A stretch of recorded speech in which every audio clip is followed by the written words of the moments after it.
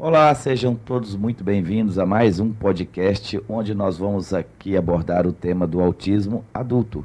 Afinal de contas, a gente fala tanto em crianças com diagnóstico e a gente se esquece de falar do autismo. Ou seja, essa criança vai ter 18 anos um dia e vai se tornar um autista adulto. E esse é o nosso tema de hoje, o diagnóstico adulto. Muitos diagnósticos, na atualidade, está acontecendo esse fenômeno, onde as crianças, os filhos, estão diagnosticando os pais. Outros são de observação mesmo. Às vezes não têm filhos, mas têm um comportamento adverso que traz prejuízo, então vai se investigar, ou avizinha-se uma depressão, vai se tratar, e com isso tem a descoberta do diagnóstico tardio. É o nosso caso dos nossos convidados hoje. Vou conversar aqui com o Leonardo Kititi, sua esposa Adriana Silva, e com o nosso amigo Jefferson Marte. O Jefferson, inclusive, ele é diretor da nossa associação, o CIA. Sejam todos muito bem-vindos. Obrigado, Jefferson, por ter aceito o convite. Obrigado, Leonardo, e obrigado, Adriana. Eu vou começar, então, pelo nosso solteiro aqui. Eu acho que é mais fácil, porque nós temos... Ali são 2 contra 1, né, Jefferson? Jefferson ele é um rapaz que a gente conheceu há uns 2 anos atrás, e nós estávamos, assim... inédito nessa questão do autismo adulto. Aí vem o Jefferson e joga um monte de luz, um monte de assunto no nosso debate, e isso favoreceu demais a gente compreender que um dia o meu filho, hoje menor de idade, vai chegar na fase adulta, e aí eu comecei a prestar atenção no Jefferson, porque é um cara de fino trato, é um cara muito fácil, amizade fácil, e a gente percebe, poxa, o meu filho vai passar por ele o mesmo caminho. Então, Jefferson, me conta um pouco sobre o diagnóstico tardio, como é que foi as suas dificuldades, os desafios que você teve que vencer até então. Mais uma vez, muito obrigado por ter vindo. Bom, na verdade eu nunca imaginei que era autista, entendeu? Eu só achava que tinha alguma coisa estranha comigo desde a minha infância. O fato de que não interagi bem com os outros meninos da minha idade. Na escola não conseguia acompanhar as matérias, problema de fala, mas eu achava que tudo isso era outra coisa, não tinha nada a ver, sem nexo. Aí, décadas depois, quando já estou com meus 38 anos, estava passando aí por uma fase de depressão, né, consultar a psicóloga, só que essa psicóloga tinha uma formação TCC, cognitiva, muitos pacientes autistas passavam pelo consultório dela, então ela atinou, peraí, tô achando que o Jefferson pode ser suspeito de autismo, então ela me mandou para uma neuro para fazer os testes, depois me mandou para o psiquiatra, aí se confirmou-se que eu tenho autismo de nível 1, ou então chamado de autismo leve. E aí um tempo depois, lá na academia, lá conheci o Lucas, um outro autista, contei para ele meu diagnóstico recente, e aí ele me apresentou para a associação, aí eu conheci o Daniel. E Jefferson, você trouxe um pouquinho da sua dor da época de escola, e você começou a perceber que você era um adolescente diferente dos seus colegas? Sim, eu sempre notava assim que eu tentava nivelar com eles, assim, em termos de relacionamento, mas mesmo assim eu não conseguia, por algum motivo que eu não sabia. Eu ficava me autocondenando por isso, tentando melhorar, mas não conseguia, por mais que eu tentasse. Então você é uma das vítimas do bullying, né, que a gente Demais tanto vê. da conta. Oi? Muito bullying, era praticamente quase todo dia. O que eu fazia às vezes, eu não ficava com vontade de ir pro recreio brincar com eles, que não me sentia à vontade, ou então ia para um local lá esquecido do colégio, um ferro velho, ficava lá até dar o sinal. Era sofrido. E tanto é que nas brincadeiras de bullying, de mau gosto, eles diziam assim, poxa, mas seu lugar não é aqui não, você deveria estar na PAI. Entendeu? Xingava tudo quanto é coisa, de débil mental, Mobral, essas coisas. Isso a gente percebe que traz muita dor, né? Sim, muita dor mesmo. Era uma dor intensa, assim, silenciosa. Uma pergunta assim, acho que já deu para a gente concluir isso. Amigos, nenhum. Não. Praticamente. Eu acho que eu lembro que na minha formatura lá do ensino médio foi só um só. Consegui. O resto era só de fachada, assim. Eles só vinham atrás de mim, ou era para pedir lanchinho de merenda, pegava tudo de mim, ou então para ficar usando como marreta para as mini provas que faziam lá durante a aula. Só isso. Mas não é nada assim, amizade verdadeira, nunca teve, não. Você tinha uma boa desenvoltura nas matérias ou só em algumas matérias? Em algumas só. Eu gostava muito de ciências, de biologia. Eu me dava bem melhor nessas matérias. Foi por isso que depois eu caminhei para esse lado.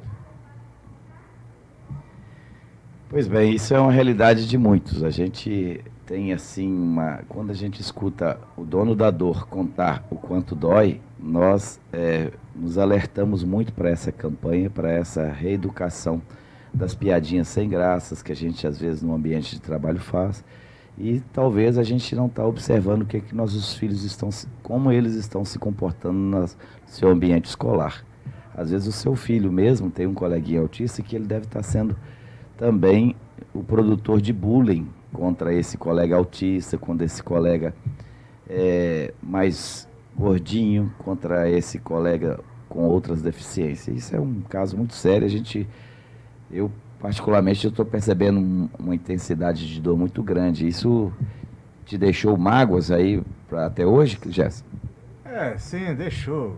Assim, normalmente assim, de início eu fico receoso com relação a me aproximar com as pessoas. Hoje está melhor com a da terapia, mas antes dela eu tinha um receio muito grande de me aproximar das pessoas, sabe?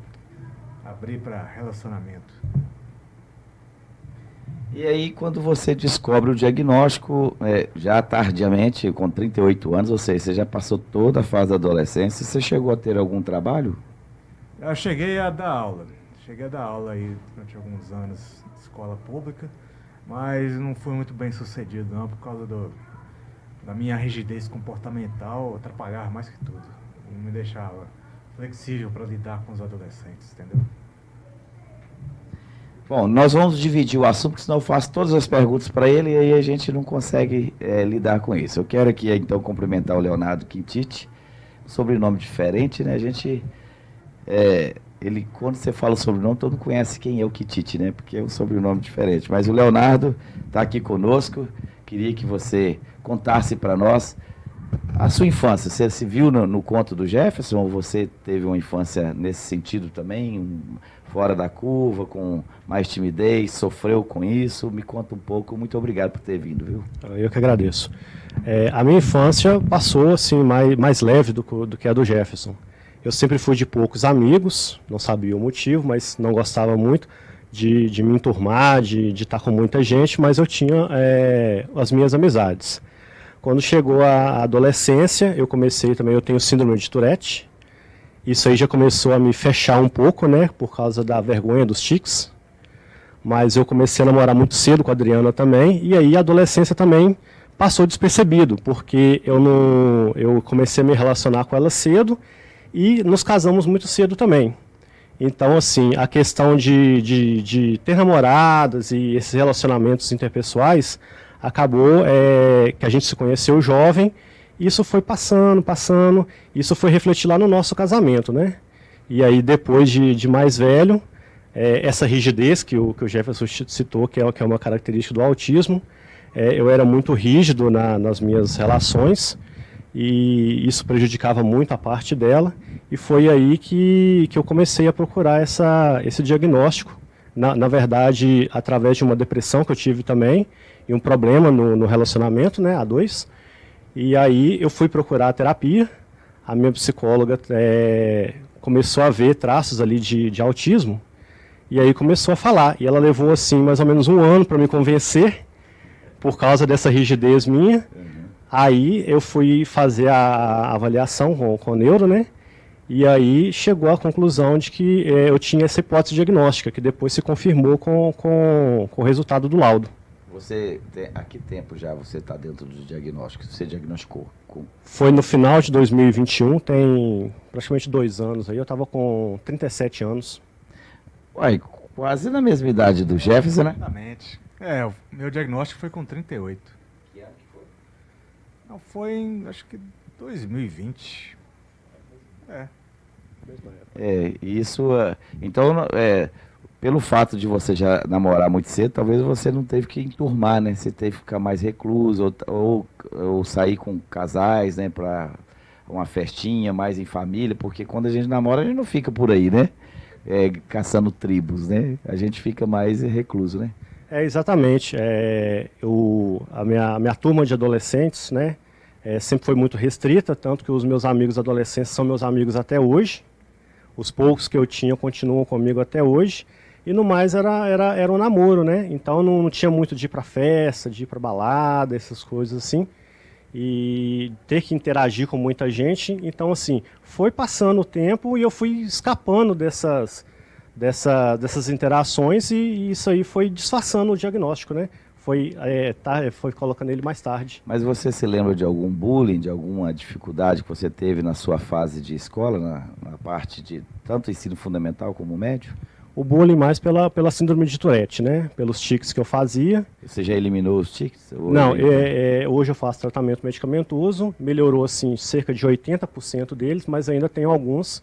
É verbal ou ele é só mesmo mais motor? Físico, motor. A maioria é motor, não tem o tique verbal não. Explica para nosso pessoal que está nos acompanhando sobre essa síndrome de Tourette. A síndrome de Tourette é quando você faz tiques involuntários, né? Normalmente sob tensão, sob ansiedade, esses tiques aumentam. Agora, por exemplo, você está tenso? Agora eu estou tenso. Então eu tô fazendo mais do que eu faria num ambiente normal. Né? E aí ele é uma descarga, né? Emocional. Mesmo você percebendo que começou já, você vê que não tem nada demais no nosso podcast, no nosso bate-papo, não tem nenhuma pressão, não existe nenhuma pergunta para além disso. Isso você já vai percebendo e tateando esse ambiente e vai ficando mais tranquilo? Sim, vai ficando mais tranquilo para mim. O podcast, né? A entrevista não é uma situação normal do meu cotidiano, então isso aí já me deixa um pouco mais ansioso. Mas tá tranquilo aqui, tá de boa. Mas o meu convite quando foi a você não imaginou que você ia estar tenso. Mas mesmo assim, por exemplo, essa noite, para virar para cá, você ficou pensando nisso, te trouxe aqui uma mais rigidez ou mais tensão, ou você trouxe numa boa e só aqui que está acontecendo essa exposição maior? Mas foi aqui. Eu já imaginei que isso iria acontecer, por causa da ansiedade natural que eu tenho, né? Uhum. Mas eu tomei como um desafio também, tá enfrentando as minhas dificuldades. Então eu resolvi participar, já recebi convites para fazer uma live também. Na época eu recusei, levei isso para minha terapeuta e ela trabalhou isso comigo. E aí quando eu recebi o seu convite, eu falei assim, é hora de pôr em prática. Sim, eu queria só avisar assim a quem nos acompanha, os nossos internautas, assim... São dois diagnósticos, né? Um do autismo, outro do Tourette. O que prevalece, o que traz mais prejuízo é o diagnóstico principal. No seu caso, você classificou como autismo ou como Tourette, como principal? E qual que seria a comorbidade? Eu tive o diagnóstico do Tourette primeiro, né? Por ser assim mais explícito, né? Uhum. E depois o diagnóstico do autismo. E lendo sobre as questões, eu vi que no autismo atípico de nível 1, o Tourette costuma ser uma das comorbidades. Sim. Então a comorbidade dele como autista é o Tourette. São esses tic-tic, né? Tem uns que são verbais, e esses verbais inclusive traz mais prejuízo, porque as pessoas não entendem. Tem uns que fazem gestos obscenos, tem uns que falam palavrão demais. É muito difícil conviver. Isso tem tratamento e muitas das vezes é medicamentoso por causa do grau de ansiedade. Ele está sobre um grau de estresse ou de euforia muito grande e isso traz aí essa espontaneidade no gesto e nas palavras. Então, a compreensão, a aceitação é lógico que quando você está num ambiente fechado, que alguém tem essa síndrome e está desenvolvendo ali, a gente logo assusta, poxa, né? Que não é uma síndrome muito comum, né, Jeff? Você já conhece? Conhece uma pessoa que tem essa síndrome? No início, antes dela falar, você estranhou ou como é? Não, o que estranho o problema é o seguinte, além de fazer os gestos, ele fica comunicando com você tocando, entendeu? O tempo todo. Isso que mais me incomodava, era muito mais do que os gestos em si.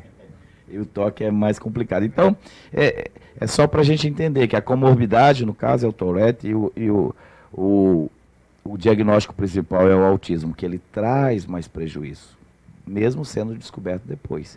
Inclusive, ele foi atrás do diagnóstico por causa do prejuízo, né? Então, tinha lá... agora, só me conta, só para entrar, porque nós vamos chamar a Adriana agora, mas me conta assim, foi fácil para você chegar na Adriana? Essa jovem tão bonita, na época, estava assim, você olhou, poxa, que mulher, eu vou chegar nessa menina. É assim que foi? Como é que foi isso? Não foi exatamente assim, não. Primeiro que eu tinha um problema que é não entender o que a pessoa quer me dizer. Então, às vezes, a pessoa estava sendo simpática comigo e eu já achava que a pessoa estava dando mole. E, às vezes, a pessoa estava dando mole para mim, queria alguma coisa e eu achava que ela estava sendo só simpática. São as linguagens subliminares, né? Exatamente. Então, é uma situação que às vezes a gente conversa uma linguagem simbólica e você às vezes não entendia e quando ela conversava outra, você já passou para o outro lado, né? Exatamente. Às vezes acontecia de eu chegar numa pessoa, né? Me declarar e tal, na época de adolescência. E ela disse assim, não, estou sendo só simpática, você está confundindo as coisas, não tem nada disso.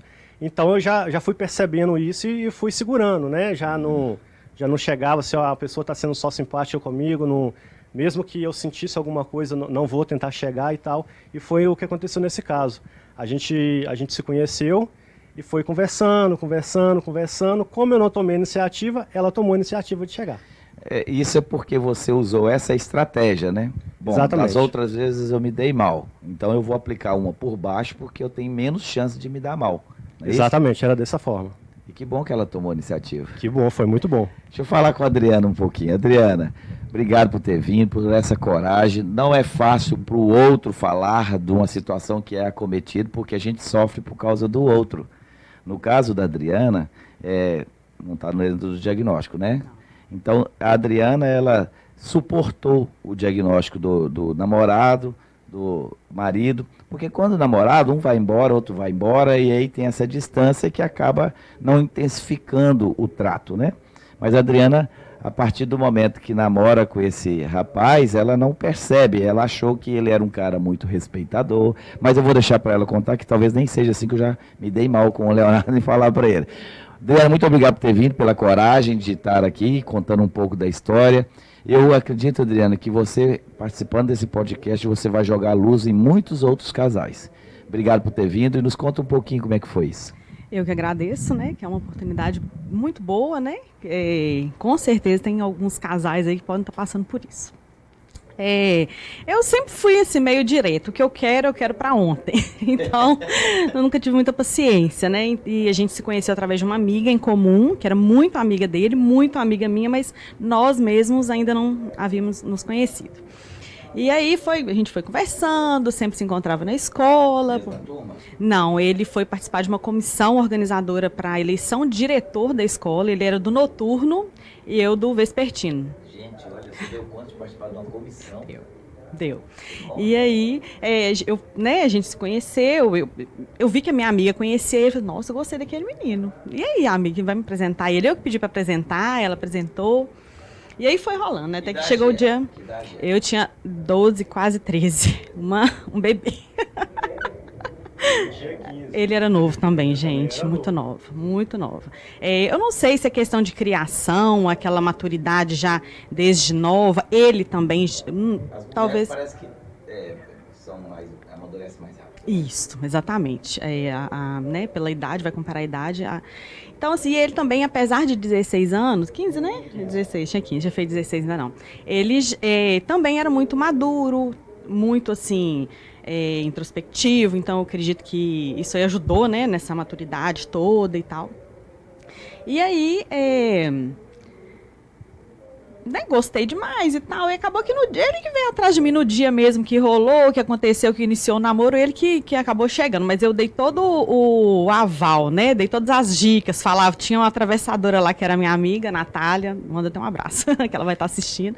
E foi assim, né? O nosso encontro foi assim. Aí durante o namoro era ótimo, né? Tranquilo. O nosso grupinho de amigos era fechado e os mesmos amigos, então lá eu via que ele sentia mais à vontade. Hoje, parando para pensar nessa síndrome que ele já tinha, né, e no autismo. Então hoje eu vejo que assim, nossa, tanto que quando a psicóloga disse né, ele pegou realmente o laudo dele, eu pensei assim, gente, mas como? Ele era tão, né, animado, diferente quando a gente namorava, depois que a gente casou, que ele começou a dar mais sinais desse autismo, a rigidez, né? Eu até brinco que quando eu casei muito nova, eu tinha 17 anos, aí eu brincava assim, meu pai era muito assim, rígido também, porque eu era muito nova, né? Tava certo, não deixava sair pra nada, namoro só em casa, igualzinho antigamente, do vigiado. Então, com essa questão, eu perdi. Tá, só um minuto. É isso, muito rígido, né? E no namoro era mais tranquilo. Aí quando casamos, né, eu pensei assim, agora eu casei, o meu pai era rígido, era o que segurava, mas eu casei, a gente vai ficar ter mais... E a família, na época você tinha o Tourette, você já respeitava isso? Como é que foi isso? Sim, a primeira vez que eu custei entender. Aí a primeira vez... Na verdade, ele falou, né? Ainda não sabia que era Tourette, né? Na verdade, esse diagnóstico veio através de uma entrevista que eu vi na TV. E eu falei, Léo, eu acho que você tem isso depois de casado. Léo, eu acho que você tem isso. Você tem quanto tempo de casado? Faremos 20 ano que vem. Esse ano faz 19. Oxi. 2004. Mas no namoro você achava esse cara legal, esse cara muito sim, compromissado. Sim, gostava de estar numa festinha, sempre aquela família de amigos, né? Sempre naqueles lugares, não para fora, locais diferentes, não. Sempre gostava e casou, acabou aquilo. Também porque veio, creio, o processo de depressão, né? Então mudou Mas muito rápido Daniel. Depois que casou? Não, né, Léo? Foi mais um... Foi ao longo do tempo. Então aí mudou muito a rigidez. Eu pensava assim, gente, tá pior que meu pai. É muito inflexível, muito irredutível. Dê um exemplo assim prático, porque quando a gente fala muito inflexível, por exemplo, vamos sair? Não vou. Sim, não, na verdade era nas questões assim, igual, por exemplo, mudanças. Mudança do meu cabelo, por exemplo. Aquilo para ele era a morte se eu tirasse as pontas do cabelo. É uma coisa boba, mas mexia muito com ele, que ele ficava, às vezes, se descobrisse que eu tinha cortado escondido, ficava uma semana sem falar comigo. Aquilo parecia que doía nele. Eu não entendi assim. A primeira vez que isso aconteceu, você teve que lidar com isso. Poxa, onde é que estava isso? Esse cara nunca foi assim, quando namorava, né? Uhum. Não, na verdade, isso aí foi até no namoro, né? Foi um dos poucos sinais, né? Aí depois de casado, foi essa questão de sair mesmo. Não gostava muito de sair, não gostava de me acompanhar. Às vezes eu queria viajar, vamos viajar, a família. Eu queria ficar em casa.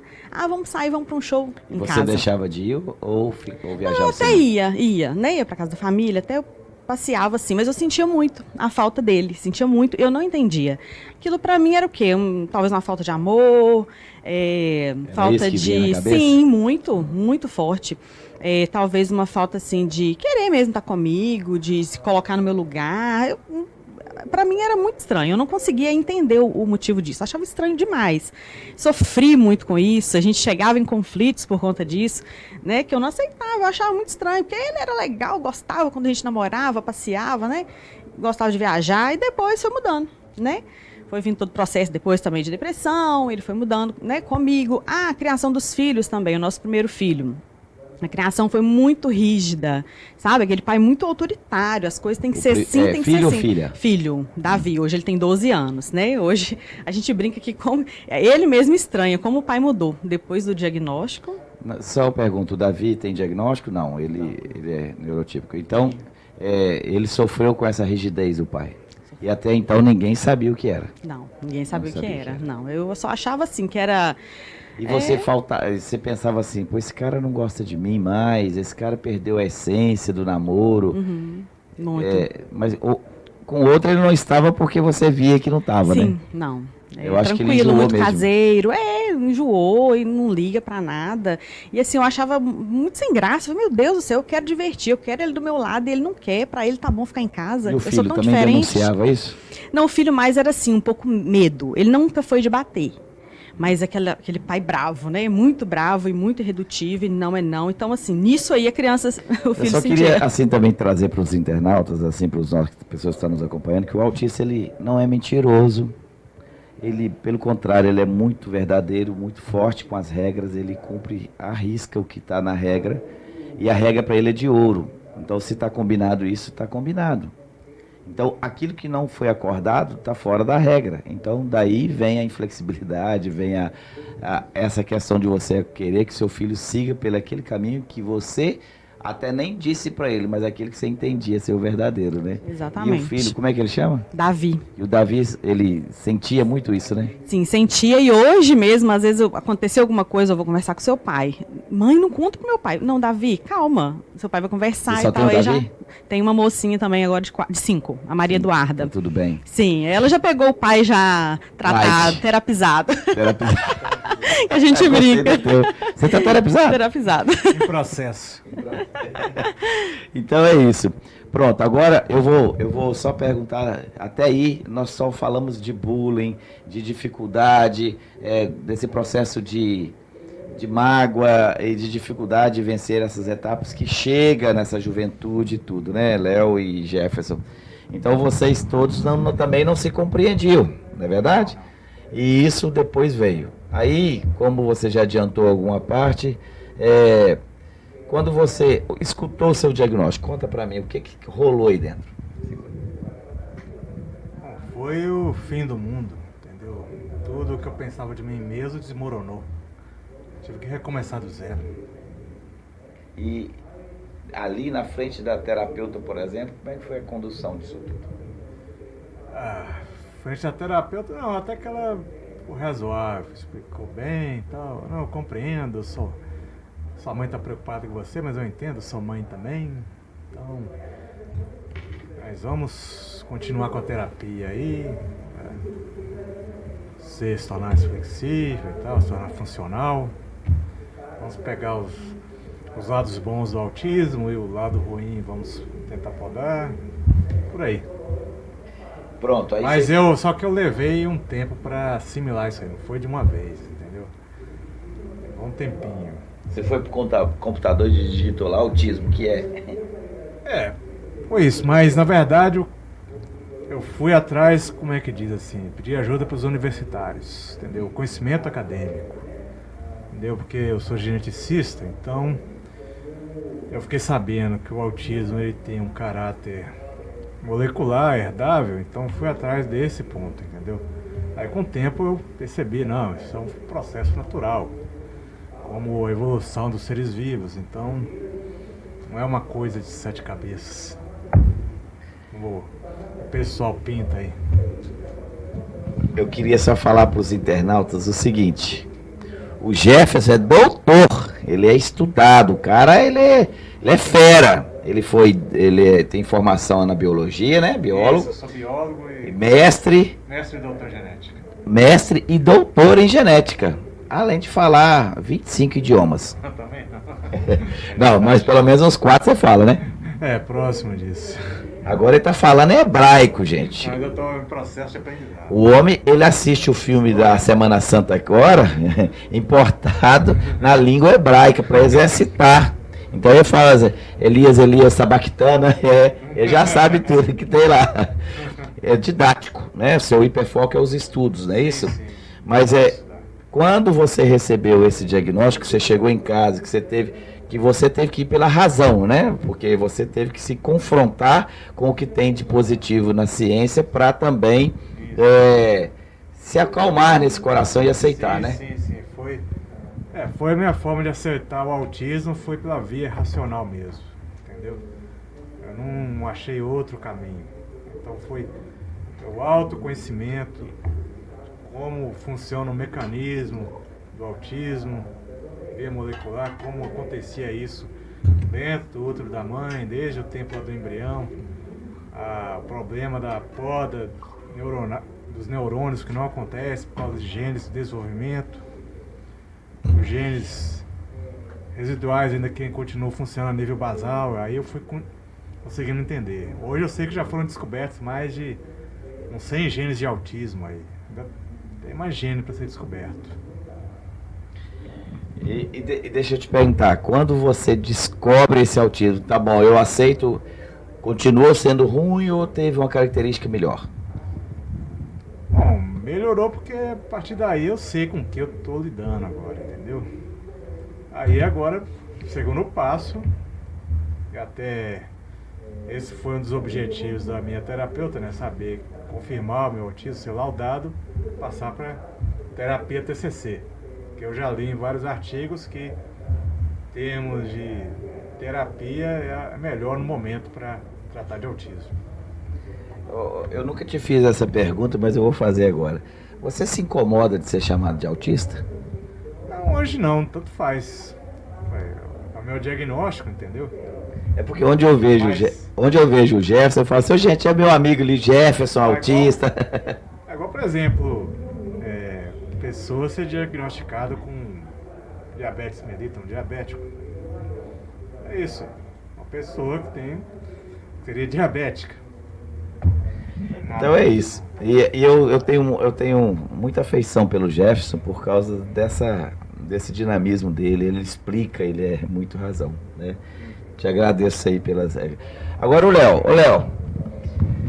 quando você estava dentro de um processo que te jogou, igual o Jefferson, você estava numa depressão, não é isso? Foi uma depressão depois que eu voltei do doutorado. Não foi só por causa da tese que eu fiz, apesar de ser uma coisa puxada, mas eu fui, durante o período do meu doutorado, de certa forma, casado, entre aspas. Tive uma namorada que eu morei um tempo junto e tive conflitos com ela, entendeu? Eu não sabia que eu tinha autismo, ela tinha transtorno de humor, entendeu? Isso aí chocava, entendeu? Ela era bastante agressiva, me ameaçava. Então, foi uma situação assim. Eu terminei meu doutorado, mas bem desgastado. Saí bem para baixo. Então, por causa disso, eu fui procurar ajuda profissional.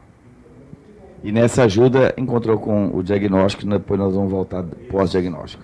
Aí o Léo também teve um caminho similar com a sua dor, não estou querendo comparar as dores, mas assim, não foi por uma necessidade primeira, foi para socorrer um comportamento, uma dificuldade de lidar, foi mais ou menos assim, aí você encontrou, não é isso? Como é que foi esse? Foi depois de um certo tempo fazendo terapia e a psicóloga identificando traços, né? E falando comigo, o que você é autismo, sabe? E o autismo que eu conhecia é aquela estampa do autismo. Não fala, não interage, não olha no olho, eu disse, não tenho nada disso. E aí ela foi falando comigo de outros tipos, de outros níveis de suporte de autismo, né? E aí, aos poucos, muito aos poucos, ela foi me convencendo. Até que eu resolvi fazer a avaliação neuropsicológica, e aí eu hiperfoquei em autismo. Eu lia tudo que se falava a respeito de autismo. E aí foi que eu me convenci que eu poderia ser mesmo.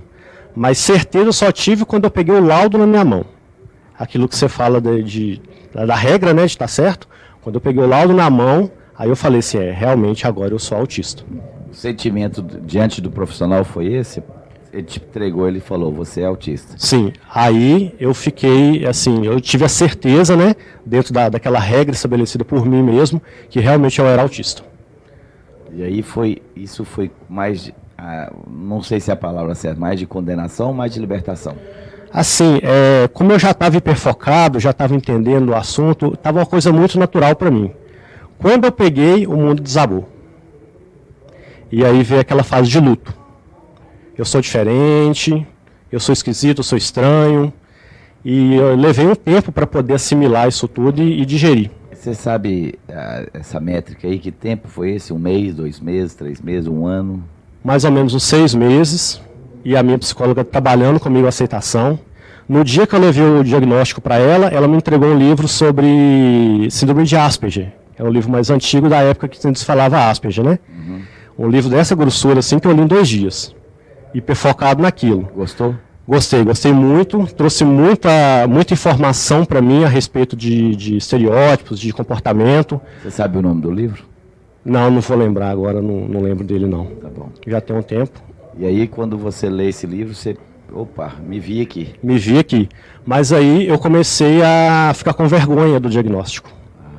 Eu não queria que as pessoas soubessem, eu não queria que ninguém no mundo soubesse que eu era autista. É mesmo? Foi aquele momento que eu me fechei na fase de luto. Nesses 6 meses? Nesses 6 meses. O que já estava ruim piorou ou não? Não, com a gente ficou tudo bem. Mas eu não queria expandir isso para Você fora. combinou isso com ela? Como assim? Para não falar? Combinei, pedi ela para não falar. Isso eu quero manter isso o mais fechado possível. Chorei na época, senti muito mal. Sim. E aí, a minha psicóloga, trabalhando comigo a aceitação do diagnóstico, aceitação como pessoa, como neurodiverso. E aí eu fui aceitando aos poucos e pouco tempo agora que eu estou expondo a qualquer pessoa que passar o meu diagnóstico, a minha condição. Mas durante muito tempo eu me fechei. Hoje você toparia ser um ativista? Sim, com certeza. Então já está bem no nível de bom, né? O que estava acontecendo lá no relacionamento? O casamento estava ruim, o interpessoal que estava ruim? Essa é a parte que te trouxe sofrimento ou trouxe sofrimento para os dois? Para mim estava tudo normal, estava tudo ótimo. Era do meu jeito, na minha hora. Dando você uma panelada. E ela querer me dar uma panelada. E assim, quando eu passei a ouvi-la mais, que eu achava que eu ouvia, né? Sim. Mas a reclamação dela era... Eu imaginava assim, você não gosta de sair. Infundado, não gosta de sair, pronto, acabou. Então, não se toca no assunto. E aí, que eu fui ver o tanto que estava ruim para ela, o relacionamento que era ótimo para mim. Para mim o relacionamento estava mil maravilha e para ela estava um fardo. Olha como é que é bacana, gente. O tanto que estava ruim para ela, o que estava ótimo para mim. O casamento é mais ou menos assim, né? Vão ceder, vamos também dar, vão ganhar de volta, né? E aí você fez essa conclusão por si mesmo. É lógico que ela te apontou isso, né? Para mim não tá bom, cara. Exatamente. Só para você. Tem que estar bom para dois, né? Aquela questão do empurra e cede, né? Uhum. Flexiona um pouquinho, exige um pouquinho. Era sempre assim. Eu exigia e ela flexionava. A terapia me ajudou demais, me ajuda até hoje. A entender. Mas também não dá para ir para carnaval em Salvador, né? Fica 7 dias de carnaval. Não dá ainda. Aí é demais, é demais. Mas já dá para ir um dia, né? Já dá para ir um dia. E assim, a minha psicóloga trata comigo a assertividade em tratar o relacionamento com ela. Né? Ouvir o que ela está querendo, mas ouvir de verdade, não é só pegar como se fosse uma requisição que eu aprovo ou indefiro e encerro o assunto, não. É ouvir de verdade. Porque isso é quase que subliminar, né? Sim. E esse exercício, a princípio, foi fácil, foi difícil para você? Não, foi muito difícil. Hoje é uma coisa mais natural para mim. Às vezes ela ainda precisa chegar perto de mim e dizer aqui, presta atenção no que eu estou te falando, que isso aqui é importante. Isso é a estratégia adotada. Na hora que ela vier com esse tom, você sabe que precisa vir a estratégia. Não, então, assim, eu procuro ouvir, mas às vezes eu caio nesse mecanismo de deferimento ou indeferimento, né? Sim. Se é plausível ou não o que ela está me falando. E quando eu caio nessa forma, aí é que ela vem, entona a voz e fala, presta atenção no que eu estou te falando, porque a gente precisa resolver que é isso, isso e isso. Se tem 3 eventos na semana, por exemplo, aí já foi ontem, já está hoje com ressaca social, precisa ir de novo. Não, é importante ir nos 3, não é para escolher um. Não, ela, se for realmente necessário, ela fala comigo. Mas por outro lado, hoje ela me entende e eu falo assim, hoje eu estou saturado. Então não vamos no de hoje, vamos no próximo. Ela também entende isso. Exemplo de ontem, onde você esteve conosco, lá na carreata, lá no encontro, lá no Parque Ipanema. Até que ponto que foi fácil e até que ponto foi difícil? Não, foi bem fácil, foi natural. Dentro de uma normativa, né, que para mim tem que ser tudo bem planejado, eu planejei para estar lá naquele dia, já sabia que ia ter muita gente, que ia ter muito barulho.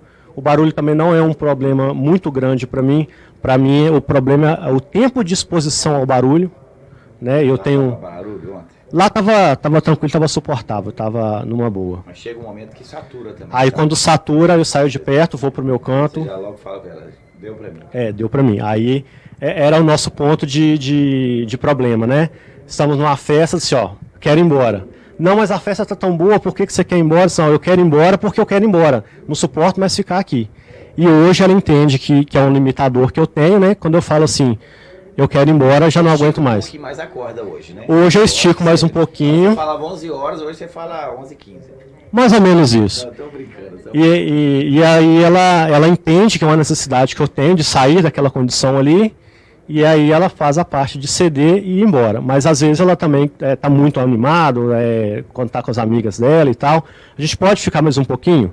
Eu me concentro e falo, eu ainda consigo ficar mais um pouco? Consigo. Pode ficar, vamos ficar mais um tempo. E é tudo negociável, entendeu? Não é mais uma coisa irredutível da minha parte. Que estragava o ambiente. Exatamente, estragava o ambiente. Adriana, conta pra nós assim, então como é que assistir esse espectro aí, esse autismo assim, que começou, aí você falou assim, não, isso tem um problema, né? E aí você jogou ele pra terapia, foi assim? Na verdade, eu já estava fazendo, né? Todo mundo lá em casa, até o filho fazia. Na verdade, nós conhecemos a terapeuta através do nosso filho, que nós levamos. A mesma terapeuta. Por causa desse Sim, outros problemas dele mesmo, questão, né, dele mesmo. E aí, o Léo precisou de uma terapeuta, ela também atendia, né, adulto. E aí, Léo, vamos marcar com ela. Aí ele começou a ir, e aí eu também precisei. Fui para ela. Então ela conhece a família toda, tá? Bom, né, cara? Isso, muito bom. Ela é uma pessoa muito querida. Como e é que é o nome dela? Pode falar, sim, claro. Andrisa Fernandes, profissional. Olha que responsa. Excelente. Você é referência da família Kititi agora. Sim, muito querida. Ela sabe que ela mudou as nossas vidas, né? O trabalho dela. Eu brinco que eu sou, assim, uma pessoa... Hoje eu defendo a psicologia e falo para todo mundo da terapia. Porque mudou a minha vida, você faz ali, mudou o nosso casamento, salvou, na verdade. Para ele, eu creio que o diagnóstico foi libertador, né? Tá sendo ainda, né? Tá rompendo. E para mim foi salvador, na verdade. Salvou, porque tudo se encaixou, tudo se explicou. Né? Muitas questões que eu ficava na minha cabeça que eu não aceitava. Como é que pode ele ser assim? Ele não pode ser desse jeito. Meu Deus, não gosta de mim não me ama não. Tem um trem errado aí. E ele, né, no jeitão dele, na dele e tal, e eu queria conversar, eu queria que ele falasse. A dificuldade dele falar, discutir a relação era muito grande, só ouvia. Com ele? Difícil demais, só ouvia, né? Só ouvia e eu queria que ele falasse. Fala, então foi muito bom, mas sim. Pelo amor de Deus, fala sim, uma coisa. Sim, então fomos para a psicóloga, ela começou a cruzar as informações, as minhas reclamações e as queixas dele também, né? E ela começou a ver isso aí, teve o clique, né? Que fez, ele convenceu a fazer a avaliação, né? Neuropsicológica. E aí mudou porque ela trabalha comigo uma forma de pensar que o funcionamento dele é diferente. Toda vez que, no início, né, antes de receber mesmo o diagnóstico, mas já estava caminhando para esse diagnóstico, ela falava, Adriana, toda vez que eu chegava com uma queixa, você percebe, você consegue perceber que o funcionamento dele é diferente do seu? Que muitas vezes não é porque ele quer, está fora do controle dele? Aí eu começava a pensar realmente. Então, ajudou muito. Aí quando veio mesmo o diagnóstico, aí a gente... Aí acalmou tudo. Você também percebe, Adriana, que a todo tempo você tem que usar de estratégia, por exemplo, para alcançar um objetivo. E vem aí uma festa que vai estar os 20 anos de formatura. Então vai começar 11 horas da noite e vai terminar 6 horas da manhã. Sim. Poxa, ele só vai até 1 hora da manhã. Como é que eu vou fazer? Temos um exemplo. Tenho, recente. É assim? Sim. Conta. Sim, daí foi uma festa de 15 anos, eu queria muito ir, de uma família muito querida. Não, você já recebeu o na convite hora, que você falou. dentro do carro, né, Léo? Dentro do carro, é festa de 15 anos, eu quero ficar, eu quero dançar, eu quero aproveitar até o último segundo. Café da manhã eu quero tomar. Exatamente, se prepare, isso aí vai ser festa que eles dão os chinelos pra gente, porque você já vai descer do salto e eu quero. E a gente foi. E eu aproveitei tanto que eu até me esqueci que no outro dia ele ia trabalhar, coitado. Na hora que eu me toquei lá na pista de dança, e assim, subi as escadas aí, que ele tava... Você se preparou até para isso? Me preparei e foi um sucesso. Tá bom. E aí, exatamente. Foi um sucesso, que aí na hora de ir embora, na hora que meu filho falou, mãe, o pai trabalha, né? Você esqueceu? Eu falei, nossa, é mesmo, vai ver. Pouco, né? Já. hoje. E aí eu falei, nossa, subi as escadas, que ele estava no segundo andar, né? A gente estava na pista de dança embaixo. Subi assim, pensando, vai estar com cara fechada. Por quê? Isso era rotina na nossa vida. Cara fechada, não gosto. Cara fechada, emburrado. Eu falei, meu Deus do céu, eu vou chegar lá, esse homem vai estar bravo demais comigo. Mesmo eu tendo explicado, né? Eu já fui preparando meu coração. Por causa de, antigamente era assim. Cheguei, ele estava tranquilo, mexendo no celular dele, naquele zoeirão. E aí saímos bem, fomos embora. Eu super satisfeita. Ele entendeu o meu lado, eu entendi o dele.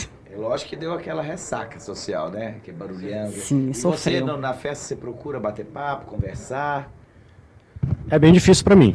É, né? É. Você, no máximo, faz com um, faz com o outro, parou. Eu chego, se a pessoa assim dá o tema, aí eu converso. Mas eu chegar e procurar assunto e querer arrumar um diálogo é bem difícil para mim ainda. Porque ontem você chegou perto de mim lá no evento, falou, ô Daniel, eu tô indo embora, muito obrigado, parabéns, parabéns. Eu acho que você fez isso ontem, não foi? Eu encontrei com você, foi no elevador na Câmara, foi Não, quando lá eu... no evento. Não, no evento, foi. Aí você se despediu. Despedi. Então você faz contato. Sim, eu É faço. difícil, não? O difícil é a interação, é sentar numa mesa Você viu e que puxar o Galo, e o assunto. América vai ganhar do Galo, e o Galo E eu vai não perder. entendo nada de futebol, e aí não gosto de futebol. Aí você, né, Então é um assunto a menos que eu posso usar para poder interagir. qual que é o seu assunto? Astronomia, Ó, gosto muito de astronomia. ó. Informática, eu sou da área de TI, então gosto muito de conversar Você sobre faz informática. mapa astral? Ou você não chega nesse ponto? Não, faço não. Não. Eu gosto muito da astrologia, nesse mapa astral. Eu sou ariano com ascendente em Marte, eu tenho muita dificuldade também, né? Porque isso é pulsante. Não, astrologia. Astrologia é outra coisa, O né? meu astronomia. É sobre, É sobre os planetas, olhar para os galáxias. planetas hoje vai ter um alinhamento da Lua com Saturno. Então eu tô lá, sim, eclipse, eclipse, eu tô lá olhando, esse tipo de coisa. cometas. Cometas, eu tô lá. Tá. Estação espacial, ela passa alguns dias, dá para ver a olho nu. Eu sempre tô olhando. Mas ele fala muito disso, Adriano? Gosta muito. E aí, você gosta? Aprendi a gostar, né? Até o gosto musical, porque eu tive que ser flexível para ficar junto com ele até O que, hoje. que você gosta? Não, eu Forró, sertanejo. Sertanejo. O negócio dele é o rock, Jovem Guarda. O gosto musical dele é muito bom. Eu até iguais. gosto, mas eu não Tamo consigo. igual. Mas não, a minha vibe. Eu não Uhum. pego e coloco lá em casa para eu ouvir. Mas não. quando a gente senta junto, aí eu dou, né? Eu deixo, vamos ouvir o seu gosto. Sentamos, ouvimos juntos o gosto dele e é bom. É música boa, realmente é música de qualidade. Você teve que ceder um pouco do aniversário para vir embora ou você queria ficar mais? Eu fiquei satisfeita. O tempo porque na verdade eu fui ficando, e aí na hora que eu vi que não, agora eu tenho que equilibrar, porque ele precisa ir, ele tem que cumprir os deveres dele amanhã, Aí né? ele estava num canto ou ele estava lá no aniversário? Tava no Assim, aniversário, tava no aniversário, é não porque é um tava, salão de 2 andares. aham. Era um salão de 2 andares, ele tava lá em cima e eu desci pra festejar, né? Pra dançar. E aí ele ficou quietinho lá sentado, dos demais. A sua filha foi, seu convidados. filho foi. Foi, todo mundo lá embaixo comigo dançando. E o Léo quietinho lá em cima. Isso não é boa, né, Léo? Não tem. Tá. E aí você, quando chega dentro desse casamento que antes não tinha isso, aí pintou a terapia, pintou o diagnóstico, aí vocês foram para as estratégias, né? Que vocês Exatamente. adotaram para que esse casamento de novo viesse e vocês pudessem conduzir tanto o Davi quanto a Maria Eduarda. Maria Eduarda, né? Exatamente. Agora são estratégias, né? O conhecimento, ele liberta mesmo, né? Ele ajuda a gente demais. Então, hoje ele se conhece, eu também conheço ele um pouco mais, esse mundo dele, né? E aí me ajudou muito. Então, é assim. Eu acho que você foi muito mais para esse mundo mais fácil do que ele para ele mesmo, né? Sim. Aí você Sim. pôde falar assim, tudo se encaixa, né? Hoje ele fica, eu vou com bottom, vou sem o bottom. Uso crachá, não uso. Usa. Eu sou encorajadora, eu encorajo você ele. ajuda ele muito nisso aí, porque você sabe que vai... Ajuda. Porque eu queria ver assim, e o Davi? Como é que foi pro Davi? O Davi, ele conta para os amigos, né? Meu pai é autista, ele já está por dentro do assunto, que é muito curioso, né? Eles conversam Teve lá muito. Teve, a família toda, a Eduarda, muita gente, né? Nossa. Graças a Deus, é muito bom, foi muito bom. Mas ele, né, conta, né? E hoje eu converso com ele, muitas coisas assim da infância, ele não lembra o porquê, né? Dessa época do pai tão rígido, né? Eu vou explicar aí, Davi, seu pai mudou muito, hoje ele entende, né? Converso com E ele. você tem Essas vontade coisas de recuperar esse tempo ou você acha que Como é que faz? Com certeza eu tô Sentimento de culpa não tem, né? Tenho um pouco de sentimento de culpa, porque eu era muito rígido, eu levava ele muito rígido. E aí, Você achava que estava fazendo o melhor que podia e sabia, o melhor que eu podia fazer era criá-lo daquela maneira rígida. Hoje eu vejo que não é tão assim, eu posso ser mais flexível e mesmo assim ter uma amizade com meu filho, além de uma hierarquia, né, de pai e filho. E aí ele é muito respeitoso comigo e às vezes até com medo de mim, né? Eu tento trabalhar para contornar essa questão do medo e manter com ele apenas o respeito entre pai e filho, mas tirar dele essa sensação de medo que ele pode ter de mim. Deixar bem claro, até aqui, tá, filho? Daqui pra cá eu não vou aguentar, não vou suportar. Talvez deixar bem claro os limites, né? Sim. Ó, vamos caminhar por aqui. Por exemplo, não gosto de futebol, mas vou me esforçar para ir com você. Isso. Porque lá pelo menos pelo que eu conheço um pouco de lá, né? Vocês gostam de futebol. Eu vejo que tem umas brincadeiras lá na família. Ou estou enganado? Dos tios, dos avós. Eles gostam muito de futebol. Meu irmão gosta muito de futebol. O meu filho, inclusive, acompanha ele muito para jogar futebol. E agora eu estou trabalhando isso, né? Ele também o meu filho não é muito chegado em futebol porque não teve meu incentivo. Teve só o do meu irmão, né? Agora está participando mais. E agora está participando mais, igual eu já falei com ele, prometi que eu vou levar ele no jogo de futebol que ele quer ver lá. Então já quero trabalhar essa parte e recuperar esse tempo. Eu estou percebendo assim que a gente tem que se doar ao diagnóstico também, né, Jefferson? Se a gente ficar, sentar em cima dele, pôr tudo na mochilinha, não, eu quero ir embora porque eu sou autista. Não quero jogar futebol porque eu sou autista. Não quero conhecer outras pessoas porque eu sou autista. Essa mochilinha fica pesada, porque nem tudo é autismo, né, Léo? Exatamente. Você já pensou em usar um abafador de som assim? Ela estava citando aí festa de 15 anos e tal. Teve uma vez, muito tempo atrás, nem tinha diagnóstico ainda não.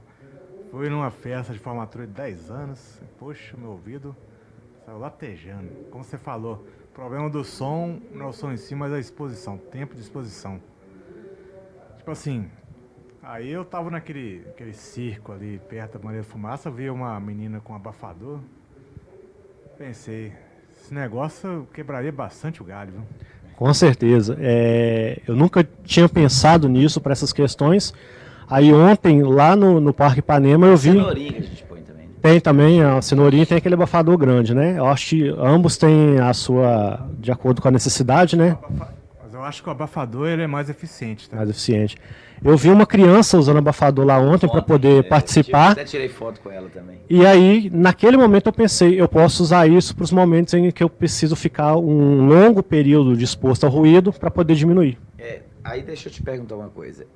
Que cara tá usando abafador. Isso vai te incomodar? Não mais. Ser diferente incomodava, né? Agora não incomoda mais, não. E, Adriana, curiosidade, mas eu sei que...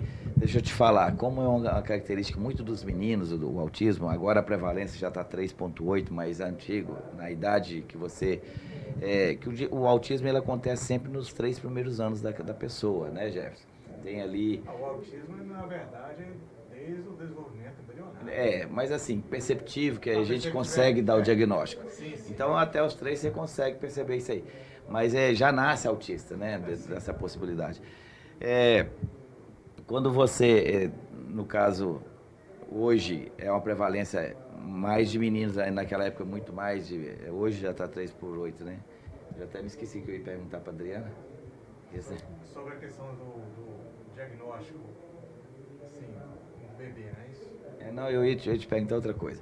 Mas assim, Adriano, quando veio essa presença desse diagnóstico, que estava desde do namoro, como o namoro tinha interrupções, vai embora para casa, hoje não pode se ver, só sábado que vai se ver e tal, essa distância às vezes ajudou mais a relacionamento. Agora, quando está dentro da mesma casa, segunda a segunda, isso ficou muito externado, né?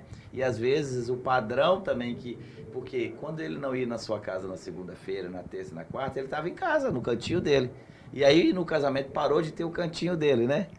E você, quando você começa a perceber isso, é que você começou a se incomodar, né? Sim, verdade. Incomodou bastante. E deixa eu te perguntar, e os romances? O namoro, depois de casado, ficou fácil, ficou mais difícil? Ele é um cara romântico, ele é dado, como é que é ele? conquistou você de novo, mesmo assim com o diagnóstico? Na época do namoro era mais. Mas de vez em quando aparece uma flor, um bombom, né? Sempre aquele mesmo jeito, eu até brinco, sempre o mesmo jeito de agradar. Até o jeito de agradar é difícil. Sempre aquele bombom, até nisso a gente nota um pouquinho da, né? Do padrão dele. Mas, no namoro era melhor, era mais. Hoje, vem retomando. Hoje com o diagnóstico, isso ficou compreensível, porque que é sempre o mesmo bombom, né? Sim. Só que existe uma verdade sempre no mesmo bombom. Eu acredito que você percebe que ele fez um esforço para dizer que esse tudo que ele quis dizer ali, em uma simplicidade que é a mesma de sempre. Exatamente. A linguagem do amor dele, né? A gente aprende a enxergar, a ler essa linguagem, né? Então é isso aí. Porque as pessoas têm muito preconceito. As pessoas têm muito preconceito a respeito do autismo, né? Às vezes não sabe o que funciona, acha que é uma pessoa que tem que ficar de fora de tudo, né? Não, namora, né? Autista namora. Inclusive, gente, o Jefferson tá namorando agora de novo, né, Jefferson? Conta aí. Ah, sim, isso aí tem mais ou menos um mês. Não tem mais, rapaz. Conte, dá Não, a gente já se conhecia já uns tempos atrás, só que, tipo assim, a gente só começou a ter uma relação de namoro foi agora. Como é que é o nome dela? Chama Rosilene. Manda um abraço pra ele. Ô, meu amor, um abração pra você, tá? Te amo. Que isso, rapaz? É isso aí, Rosilene, tá vendo aí? Isso aqui, agora ele tá meio serão, sabe? Ele tá meio serão. E... ontem você não ficou o que é Jefferson, não? Você ficou mais quietinho, né? O que é isso? Não, é que ela apareceu lá. Foi isso. Então tá. Olha, gente, Uma coisa que eu queria falar é o seguinte, é que o autista, ele tem uma dificuldade de identificar os sinais não verbais, entendeu? Porque nenhuma mulher, normalmente, tipo assim, tirando aí a Adriana, vai chegar num homem. Não vai, entendeu? Tem muitas, mas...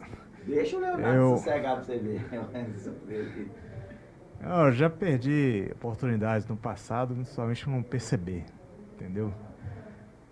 Por exemplo, no caso da Rose, tipo assim, ela dava uns sinais, mas eu tive que chegar nela, entendeu? Senão não ia acontecer, não.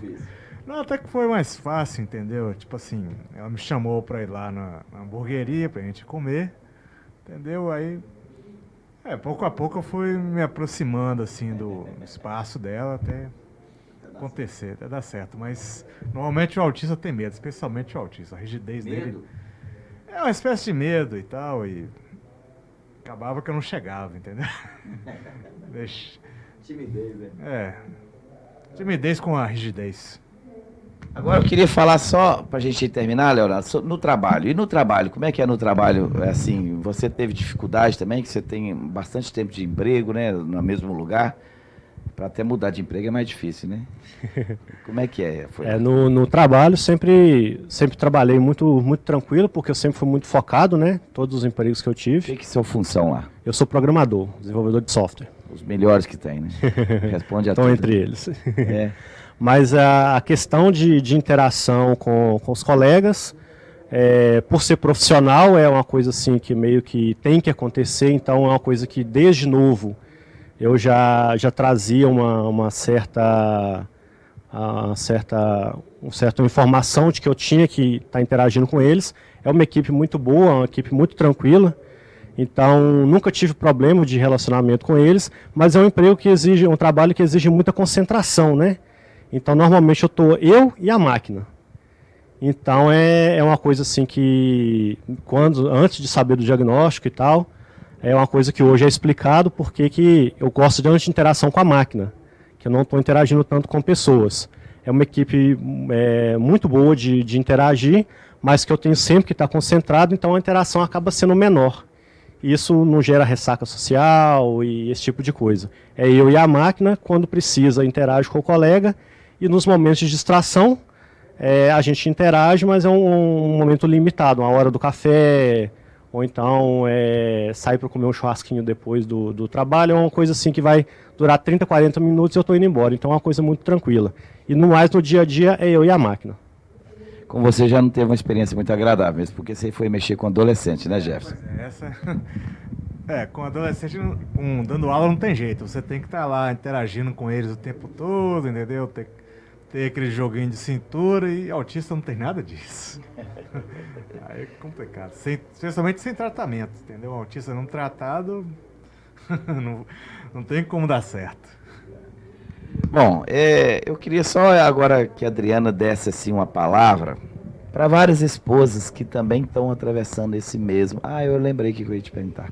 Era sobre isso, ó. Como tem muitas crianças que estão diagnosticando os pais e você passou por isso, eu queria que você falasse para essas mulheres, assim, essa busca, qual que seria uma estratégia, porque a sua foi o aperto, ó, o casamento está indo mal, vamos procurar ajuda. Aí foram. Seria essa uma boa estratégia? Que você diria para essas mães que estão casadas com um autista, mas não diagnosticado ainda? E que às vezes tem até dificuldade de aceitar também que é autista. É, verdade. É a terapia, tanto para a esposa de um autista, quanto para o autista. Eu acho que tem que procurar. Eu sei que existe a dificuldade, muitas vezes, do próprio autista, homens principalmente, pelo menos no meu convívio, irem até terapeutas, quererem fazer uma terapia, procurar psicólogo. Conheço vários amigos, várias pessoas que têm essa vontade que o esposo fosse, mas o esposo não vai de jeito nenhum. Então, é fundamental. A terapia Como é que você conseguiu levá-lo? Ele já é uma pessoa que vai ao médico, gosta de se cuidar, então a sorte foi essa, né? Então ele foi pela depressão também, que estava bem forte, né? A depressão foi um quadro difícil, e ele foi e lá, eu também precisei ir, e aí começou a jogar isso aí, como eu te disse, a terapeuta deu clique lá e mandou ir, e aí foi que o negócio talvez andou bem. seria a esposa com uma estratégia ir na psicóloga e dizer, meu bem, eu preciso que você vá para me ajudar a recuperar. Exatamente, é o que eu falo, né? Mas meu esposo não gosta, não vai de jeito nenhum, nada põe na cabeça dele. Eu falo assim, mas vá você. Porque, de uma certa forma, o terapeuta vai te dar as ferramentas para você chegar assertivamente até ele. Né, colocar na cabeça dele, mostrar para ele que realmente é importante, né? Então, a terapia é o caminho, né? Tanto que, assim, eles desenvolvem muito. O Léo desenvolveu muito depois da terapia, né? De continuar. Você vê que ele se põe, né? Vai nos 15 anos e fica lá a noite toda. Sim. Então, assim, é muito importante, né? E a esposa, o marido não quer ir, mas vai você. Mas tem ele que tem que ir. Não, você pode ir, que melhorando de repente a você esposa, vai conseguir. melhora o marido também. Com certeza, porque foi muito bom para mim também fazer a terapia. Né? Porque se tivesse só ele indo, descoberto o autismo, Sim. eu ainda ficar naquela dúvida. Não, hoje a gente conversa claramente, eu entendo o lado dele, que foi trabalhado sem mim também, né, com a terapia. Ela é neuropsicóloga ou não? Não, a sua neuropsicóloga. Aí você faz terapia com ela até hoje ou ela tipo encaminhou para outra? Não, eu faço terapia com ela desde 2017, né? E ela que fez as avaliações? Não, ela encaminhou, ela trabalha comigo TCC, Sim. Cognitivo Comportamental, Sim. E ela encaminhou para uma outra neuropsicóloga que foi quem fez a avaliação. Sim. E aí depois eu tive o psiquiatra que deu o laudo, né? Mas ela me acompanha como psicóloga. Né? Ela não faz a avaliação neuropsicológica. Mas ela te dá estratégia de comportamento, de previsibilidade, essa questão da dessensibilização, né? Sim. Ok, que bom. Então é isso, gente. Nós estamos nos finalmente aqui, porque se fosse a gente batia papo a tarde toda, ainda mais a Adriana, uma esposa tão agradável, uma pessoa que está disposta mesmo a bater papo, o Leonardo que trouxe esse assunto em voga, e o Jefferson que é doutor no negócio já, né? Jefferson, eu queria que você falasse aqui, só como associação agora, desse aí a importância, nós estamos na Semana Mundial da Conscientização do Autismo, quero que você desse o seu recado aí para todas as pessoas que não se descobriram, que têm filhos. Como é que é essa questão da associação e dessa semana? Desse uma palavra final para nós aí. A associação chamada CIA, Centro de Integração do Autismo, já está com as portas abertas aí para receber todos vocês, seja autista criança, autista adulto, pais, venham. Nós temos reuniões aí pelo menos sempre no primeiro sábado do mês, tá? Sendo que a gente tem um curso de pais, certo? Para ensinar o pai como lidar com o autista pequeno, certo? Com técnicas adequadas.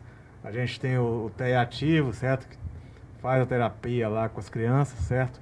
E pelo menos, a gente está ajustando ainda, mas a cada 3 meses a gente tem aí a reunião com os autistas adultos. Então, podem ver, vocês são bem-vindos.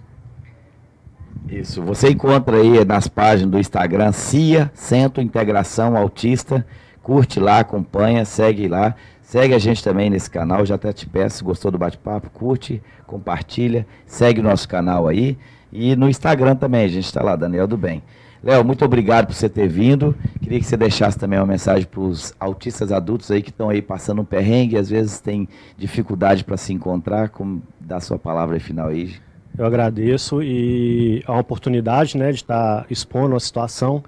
Eu mesmo nunca imaginei que eu fosse uma pessoa autista. A minha própria psicóloga demorou muito tempo para me convencer, então às vezes você que está aí com problemas de relacionamento, problemas não só afetivos, mas de relacionamentos interpessoais, é uma pessoa que é muito fechada, procura ajuda, procura terapia, que é sucesso, você se descobre e não tem nada melhor do que a pessoa se conhecer. Valeu então, gente. Quero agradecer aqui demais ao Leonardo Kititi, Adriana Silva e o Jefferson Marti, também aqui o Fabiano e a nossa assessora Karine, por ter nos ajudado aí nesse momento desse bate-papo tão agradável, tão bacana e tão necessário nesse tempo de hoje, onde todo mundo está se descobrindo nesse ambiente tão depressa que nós estamos. A sociedade está com muita pressa para ir a lugar nenhum, né? O dia parece que não, só 24 horas está pouco. Mas o objetivo nosso aqui é jogar a luz na vida de vários adultos que estão aí com o diagnóstico precisando se descobrir. Esse é o objetivo desse bate-papo e espero que tenha alcançado você, tenha sido colaborador com esse bate-papo e a gente vai se encontrando por aí. Sempre com essa intenção da gente divulgar, conscientizar ainda mais. Porque quanto mais informação, menos preconceito. É isso aí, continuamos em frente, trabalhando com fé e esperança. Um abraço a todos.